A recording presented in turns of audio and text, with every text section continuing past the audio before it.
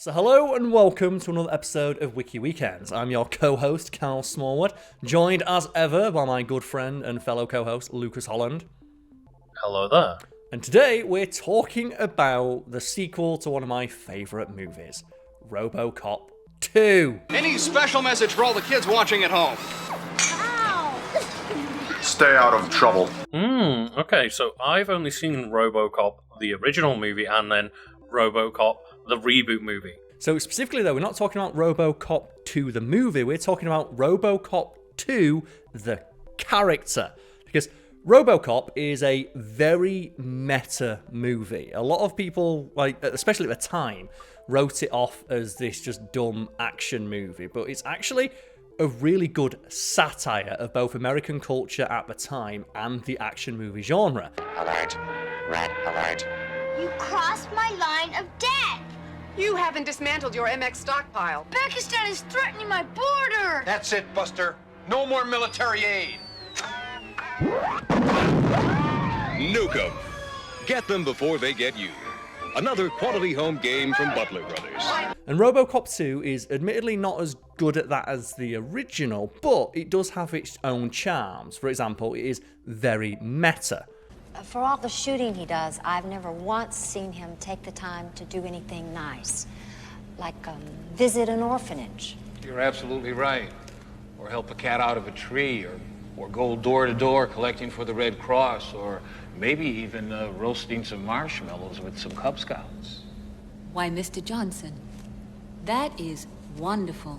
And one of the ways in which it is meta is the fact that a key plot point in the film is that the characters within it are trying to make a second RoboCop and do not understand how the first RoboCop worked.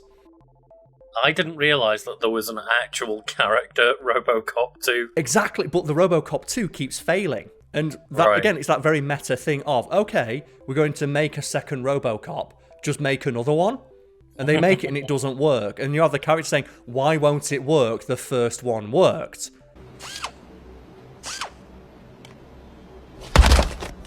I'm having trouble.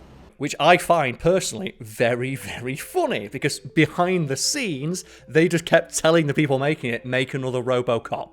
And they were saying, well, RoboCop was kind of special. And it's like, no, make another one, though. Like, but it's really hard to capture that, the energy of the first one because Paul Verhoeven's not involved with the second one. It's like, but do it anyway. Yeah, it's like classic Hollywood thing, isn't it? Of like, let's not be creative or nuanced, just make another one. And those meta elements are what make RoboCop 2 quite charming for me because they knew when they were making it, it's not going to be as good as the first one. And they openly acknowledge that through the text. The idea of like, you have characters in the film, the soulless corporate overlords, insisting, make another RoboCop. And then you have characters in the film telling them, we don't know why the first one worked as well as it did. Can you not just be happy that the first one worked? No, make another one. We've invested way too much money in this. 5 months. $90 million. I want to see some results. Yes, sir. Yeah, and as someone who had for a long time had heard about RoboCop through you, and really didn't understand it, and like the first time I properly watched it was when we watched it earlier this year. Yeah, and a lot of it is like a lot less subtle than I thought it was going to be, and which makes it so funny, right? When you're watching RoboCop, and when I told you, people at the time thought this was a dumb action movie, and they didn't think it had any underlying messaging. And I don't want to hear any more talk about strike. We're not plumbers. We're police officers. And police officers don't strike. And I remember you just being like, what? When I explained to you that when this movie was released, people didn't realize it was a joke. Yeah.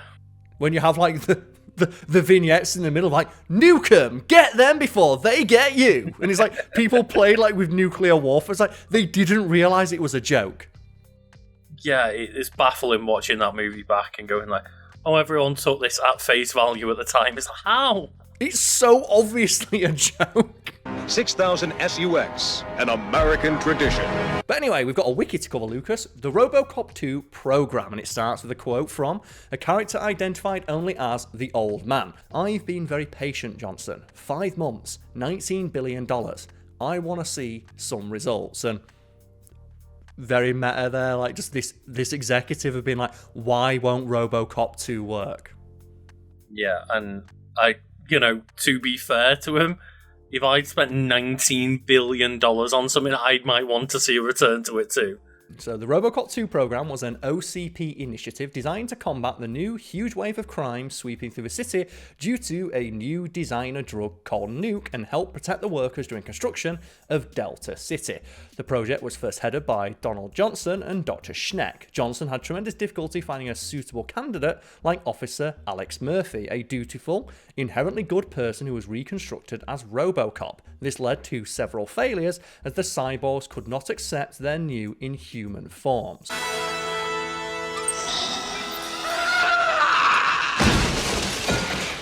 And people who've watched a lot of content I've been in will know I love RoboCop specifically because of the kind of discussions like that it can result in, such as, is RoboCop still a person?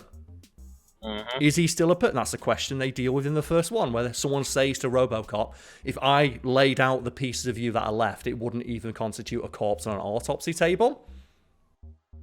But, obviously, with his brain, more importantly, still being intact, and, the man. His personality. The man inside the machine. Yeah, is that what makes him a human, or is it the body parts that got blown off? And that's something that the movie, deals with, and then at the end, they realise he is a man, because the end of the film is, nice shooting, son, what's your name? Murphy. Which they completely abandon in RoboCop 3, where everyone calls him RoboCop. Which is just so good. Something that I want I was not trying to say I believe that, but that's something that the movie puts across. Is does a person that's had their body removed from them stop becoming a human? Say no, of course not. But it's still an interesting sci-fi way of having that discussion and bringing that thought experiment into effect. It's a fascinating, and as well, you can read it like I do. Because sometimes I watch RoboCop and I watch it as the action movie. Sometimes I want to watch it and explore the themes that it deals with.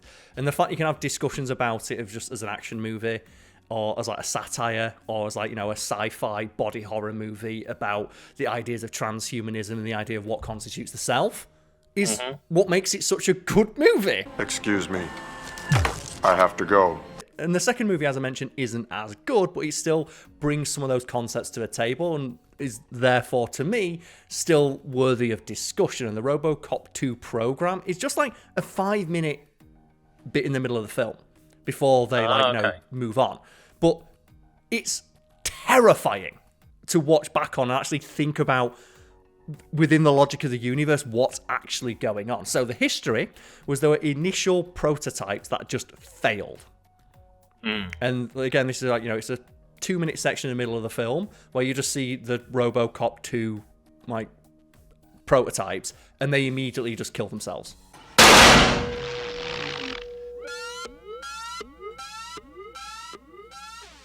Oh god.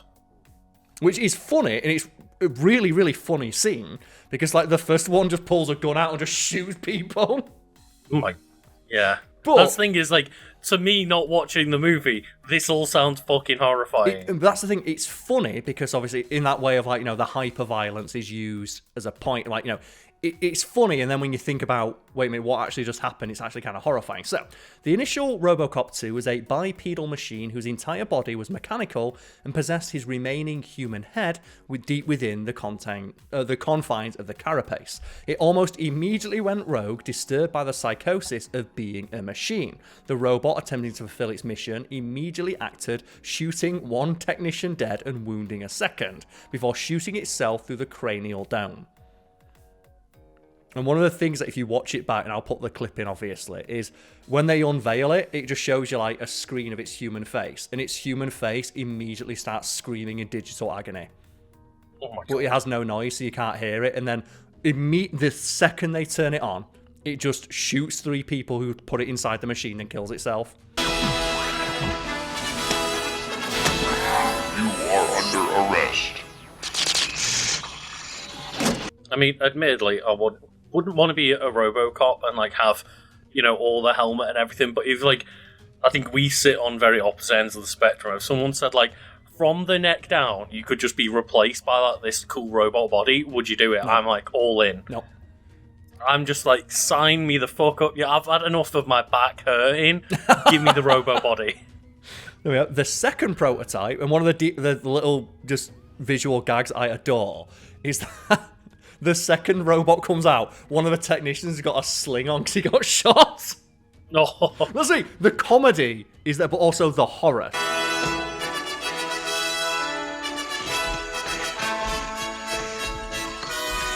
So the second prototype, a mostly humanoid, almost skeletal type of cyborg, was more tragic. After stepping through the doors and presenting itself, it attempted to remove its suffocating helmet, which only exposed what remained of its human face. It severed its life support lines, the abomination's skull-like visage managing a final grueling wail of distress before it fell to the floor dead a second time. And the idea that the instant they turn these things on, they immediately kill themselves. And I think that's another part of it, is like these people, similarly to RoboCop, what they've all died at first and then been brought back to life, which is another part of the horrifying status of it all. And that's the thing, like, you can watch RoboCop and it's like, yeah, he comes back into a cool robot body and saves the day. But again, if you stop and think what Alex Murphy actually went through, it was horrifying. He lived through his own death. Yeah, the last thing he felt was getting shotgunned to obliteration. Yeah. Relax, Quagmire. You're doing better than Peter Weller from the opening scene of RoboCop. And then next thing he knows, he's back alive again inside this like horrifying robot body. But also as well, like the intro to when he's like, undergoing the surgery. Like, he is conscious and witness to... Oh, shit, he is, yeah, the corporate people talking about how they're going to just destroy what's left of his body because they own him now. And when they even know, like, can he hear what we're saying? Don't worry, we're going to wipe his memory anyway. Yeah, that would be fucking terrifying. Can you understand what I'm saying? It doesn't matter, we're going to blank his memory anyway. Well, I think we should lose the arm. What do you think, Johnson? Well, he signed the release forms when he joined the force. He's legally dead. We can do pretty much what we want to. And that's what I mean. That's why RoboCop is like, it's the film that I love. I love it so for that. The fact you can have that discussion. But also, it's a dumb action movie where a lot of cool stuff happens. But the psychology behind the failures, and this is the fascinating part for me. All attempts to replicate the success of Alex Murphy's RoboCop ended in miserable failure. Further analysis as to why various candidates failed suggests the human attachment to their prior human bodies and lives. And that's the thing there. It's like, and this is something that we actually deal with now. Do you know, they talk about like AI, or you could upload your brain to a computer in the future. A genuine like worry that like a lot of experts on the subject have is, would the human mind be able to comprehend that? And if it could, would the human mind inside be okay with it? Yeah. So you think about like, phantom limb syndrome. Do you know people like lose a limb? And like they talk about how they can still feel like an itch in an arm that no longer exists. Yeah. Imagine that for your entire body. Lucas, imagine feeling like you need to blink, but you have no eyes. Yeah, that kind of stuff where, again, this is why I say I wouldn't want like the RoboCop experience of being like blown apart and your scraps get put into a body, but like the idea that, yeah, as I said, just like cut me off from like the neck up and just put my head onto a body, like I feel like I'd be able to grasp with that a bit more. But as you say, like, how much of your brain is still thinking that, like, your human body is there? Yeah, and how much could you remove from, like, the inherent remnants of your humanity before, like, you started to just develop, like, a complex about it? And that's one of the things they say about the design of RoboCop. The reason why Alex Murphy has a face is they say, because if you look in the mirror and you don't see your own face staring back at you, it would drive you insane. Like, if you stared into the mirror... And that's something people experience just when they get, like, accidents. Like, people have disfiguring accidents. We'll talk about how they just develop a huge complex and, like, just have severe mental issues because they look in the mirror and they don't recognize the person staring back at them. Yeah, because, like, facial reconstruction is good, that's another but it's one, not perfect. Yeah, like... They don't and that's a fascinating concept to explore. I love shit like this. I love it so much. And the fact that the movie RoboCop deals with it, I love that shit. Oh, but it continues that while good officers, the mental state of them revolved around their human bodies, their families and lifestyles, all traits they lost as a cyborg. Yeah, and that's one of the other things that RoboCop explores, is like, he doesn't just get given the regular life of an officer, they strip away his family. They strip away his tell his humanity, family that he's dead. Like, they strip away all aspects of his humanity, and it's like... And that's one of the things, like, but how did... If that's the case, why did Alex Murphy succeed, whereas the other RoboCops immediately commit suicide second one? Like, the literal instant we give them any control and autonomy, the first thing they do is immediately kill themselves again. And then they also have the kind of example of that giant just robot that is like the crime fighter robot at the end of RoboCop 1. ED209, yes. Yeah, and that's like the example of why they can't go full robot, because it just will like murder people that they don't want to be murdered and stuff. It makes mistakes. Please put down your weapon. You have 20 seconds to comply. I think you'd better do what he says, Mr. Kenny. Yeah, exactly. Like, they want that human control element still there. They can't just make pure robots. Yeah, and which is... again, that's like another thing they issue with there, like, the militarization of the police. It's like another issue that's like raised in the film in a satirical way, but it's still quite heavy subject and one that is relevant to this day. But mentions here, the officers, when traumatically stripped of their human bodies and placed in unfeeling mechanical bodies that prevented them, I should say, from reuniting with their families or resuming their personal lives, caused them to lose all sense of self and thus become suicidal. Which makes sense, right? And that's like a very, it's not very popular, but it's a popular subject within sci-fi, like the game Soma. If anyone out there's played Soma, have you played Soma? No. That deals with this idea, it's basically, the character you play as has been dead for like 300 years, and you are a copy of that person's consciousness put inside of a robotic body. And throughout the game, like, you have to jump ship. Like, you jump your consciousness into like another body to like progress through the game. And something like the game deals with is the idea of like, are you still the person you were like those 200 years ago? Are you even the person you were 30 minutes ago, because you jumped from body to body and we didn't transfer your consciousness, we copy pasted it into the new body? Why was it still talking? It's the same like before. Catherine, why was he still talking? That's how it works, you know that. What do you mean? You know it's not magic. You were copied. The sleeping Simon in the seat was copied, and now you are here, just like Simon lived on in Toronto. God damn you, Kath. 2 Simons? There can't be 2 Simons. What did you think would happen? That you were gonna take my mind and put it into another body, like a brain transplant. I'm sorry, it wouldn't work that way. You realize how messed up this is? Please, I didn't mean to upset you. How did you expect me to react to this shit? Please stop. You're fucking disgusting. And you see like other people who've gone through that process, other consciousnesses. Could you even call them people at that point? I would, but others would argue don't, of just crawling around in like listlessly because they're human consciousnesses that have not had like stimuli for centuries and have thus gone insane. Yeah, and it's I guess like another video game that brings it up, but like maybe could have that deeper dive into it all is like I guess spoilers for Horizon Zero Dawn.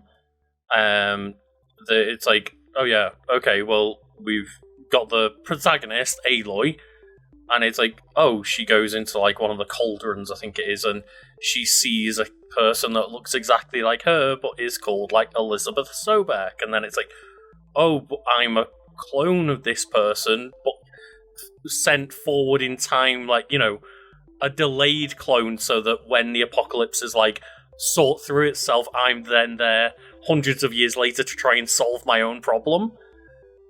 And it's like, how much is she Elizabeth Sobeck and identify as a clone of that, or how much is she Aloy?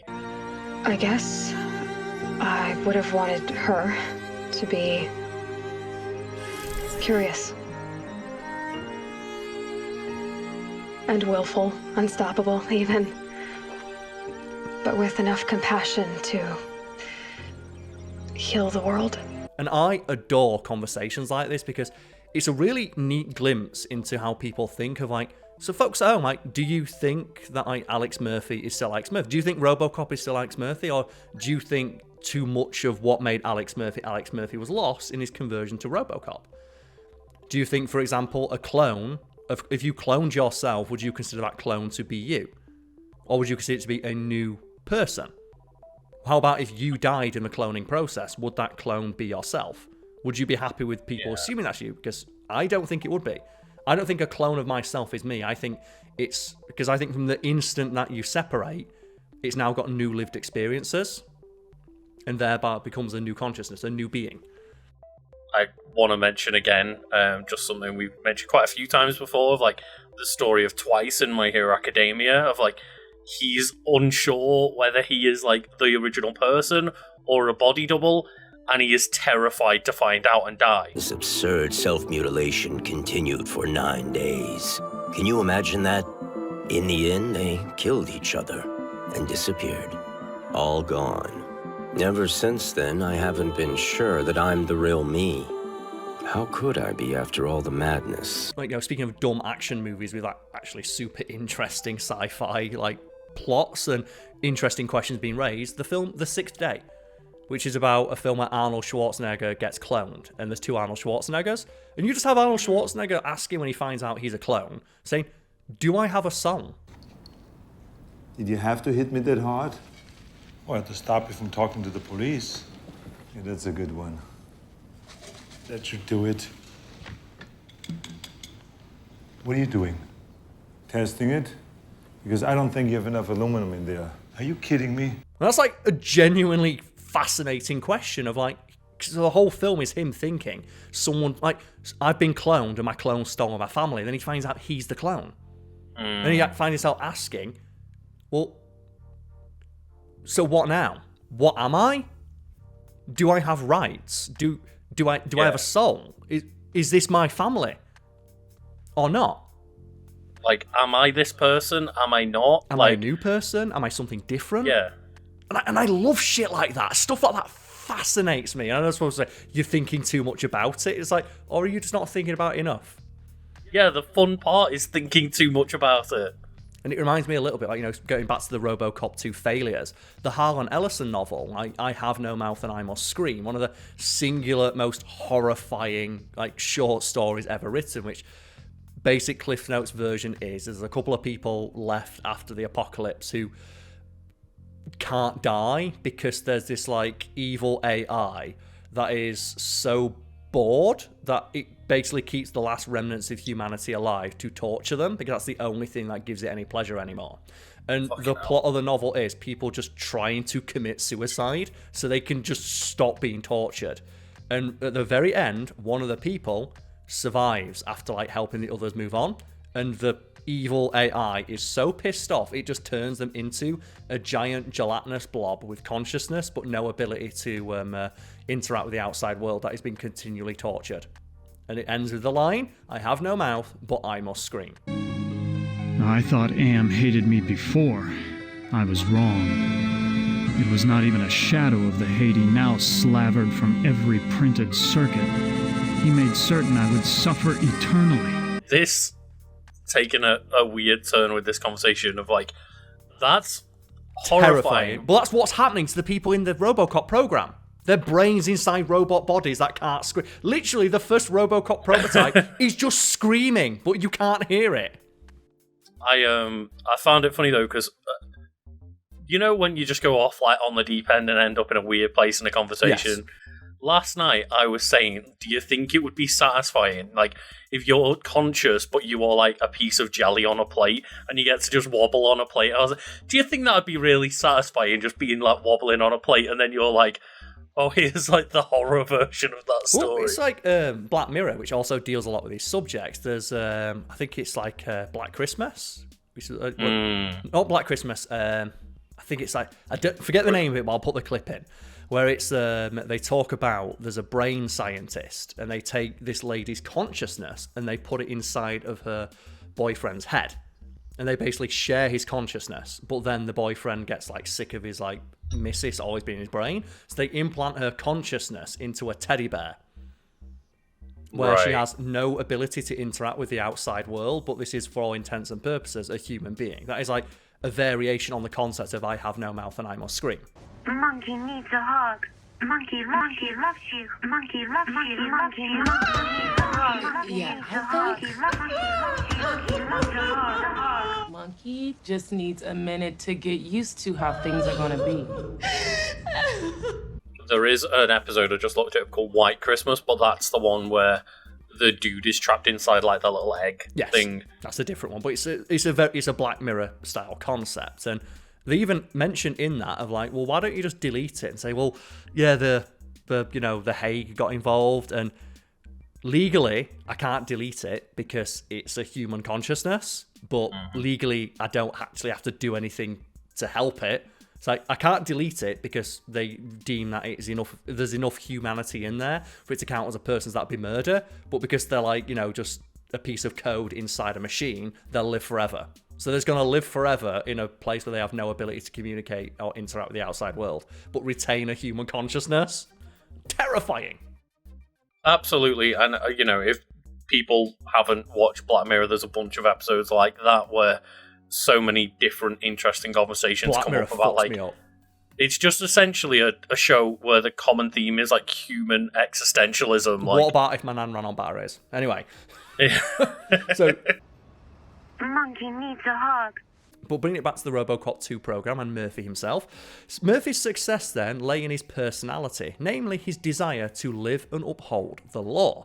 Dr. Fax concludes that Alex Murphy's strong sense of duty and his staunch Irish Catholic religion, thus his opposition to suicide, were the reasons behind his ability to adapt to his resurrection as RoboCop. So because he has that, he basically abhors suicide and has such a strong sense of inherent duty, that's how he's able to, get over the initial hump of waking up inside the robo body. Yeah, because in his belief, it's like if he commits suicide, he's going to hell. So that's even worse than being trapped inside RoboCop. And just another great, bit of existential dread is where they, and again, very good meta commentary on. The studio higher up saying, make another RoboCop, make another... Basically, they have a scene where it's just studio notes. And there's a moment where OCP puts 1,500 different directives into RoboCop's mind. Which are just basically oh, always be nice. And they even have a moment where they have the round table. Ask, what would you do to make RoboCop better? It's well, it'd be nice if you could talk about, the environment every now and again. And I think if you actually slow down, when they're going through all the things in his head, of the lessons OCP put in, one of them is don't argue with the studio, which is a direct reference of a studio just kept giving them notes, make RoboCop do this, make RoboCop do that. One of the best bits is where they're talking about, well, how the fuck are we supposed to fix this? Because it's hardwired into his brain. And while they're talking, one of the doctors says, well, I guess if we ran a couple 100,000 volts through him, that might fix it, but then he could die. And the instant RoboCop hears it, he pulls the thing and walks outside and electrocutes himself. Run a few thousand volts through him, pray his insulation holes. Probably kill him. He's anything would be better than dealing with this. Fuck no. I do not want these people in charge of me. The second that he hears, it might work, but it might also kill him, he's well, give it a go. It can't be much worse than constantly having just 500,000 contradictory messages in my head at all times. To the point where, just RoboCop shuts down. Oh my... This isn't very nice. Because he cannot act, because there's so many contradictory things in his head telling him what to do at any moment. He just shuts down and gives up. And that's why they only give him 4 directives in the first movie, right? Because you've got to keep it simple, otherwise it would just overwhelm him. Yeah, you keep it and you leave them open to his own interpretation as a human. And that's where you have the great moment where he wakes up and he's got no directives. He has no more directives, he's free to follow his own sense of duty and morality. All right, come on, stand him up. All right, come on, let's go. That's the thing is, Murphy was already essentially a perfect cop, and then they're but you've got to follow these rules. It's I do. I already did that shit. Yep, and I just love that moment where he's Doo! But we have a bit of trivia, because obviously then the final RoboCop 2 design is the main villain of the movie, where they put a drug addict's brain inside an evil robot body, but they use his addiction to drugs to control him, which I thought was an interesting twist. Okay. Because they say, well, he's a drug addicted psychopath, but the fact he's drug addicted means that there's like one element of control we have. And then we have some notes here, which I think just sums up what they were going for when they designed, like, you know, the initial 2 RoboCop 2 prototypes, which again, were only on screen for about 30 seconds each. The stop-motion designers revealed that RoboCop 2 designs were designed as the worst possible experiences a human being could imagine. The first is said to be based around the idea of a human head encased inside of a giant diving bell, where no one can hear you scream. The second one is based on a metallic skeleton with a helmet with only small slits for its eyes and mouth. So basically, just imagine like being trapped behind something you only can just see like peering through a letterbox. Basically, like stuck in an Iron Maiden. Which explains why the initial reaction of both RoboCop 2 prototypes is to just immediately kill themselves. Stop or I'll shoot.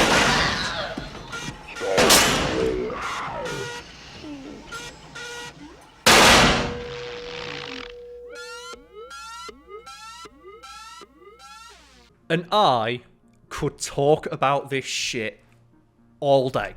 I could have a conversation about just, Lucas, what do you think it would be like waking up as RoboCop? An experience in that I could do this all day. I have done in the past, and I will no doubt do in the future. But for now, folks at home, just like, let me know your like favorite, I guess for lack of a better term, like example of this from media, because I find like this kind of concept fascinating.